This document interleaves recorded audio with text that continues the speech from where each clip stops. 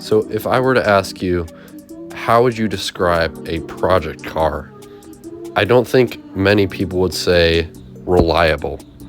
But I have to say I was honestly surprised when I went back in my car and turned the key and it gave me absolutely nothing back.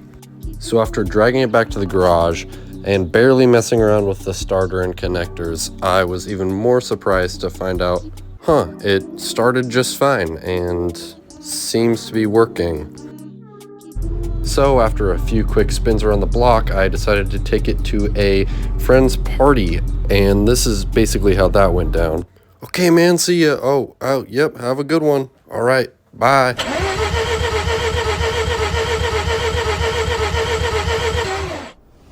Oh no.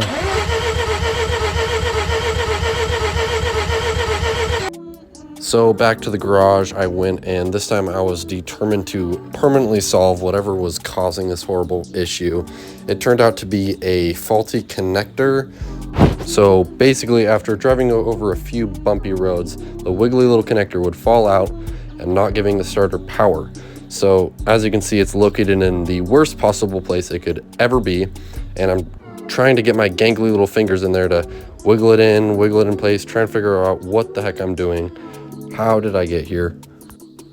I could tell that it was definitely getting good power when it was plugged in, but the whole time it just felt like a wiggly tooth that wouldn't stay in.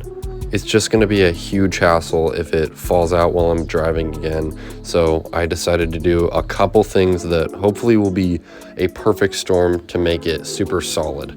The first thing I did was clean it with some electronic cleaner and a brush, and then I put some conductive gel inside of the plug, and then I wrapped it in a couple different layers of electrical tape so that when it sits in it, it'll be nice and snug. So I mentioned in the last video that the gas cap was sagging down quite a bit and it wasn't really flush to the body. I took a quick look at it and decided the old rusty screws needed to go. Luckily I had some that my father-in-law gave me, and it made it look so much better. I straightened it out, made it so it didn't sag, and tightened it a bit down so it would sit nice and flush with the body like it did. Well, that's basically it for this one, guys. I did an oil change about 2 days ago, so I'm just gonna play that here.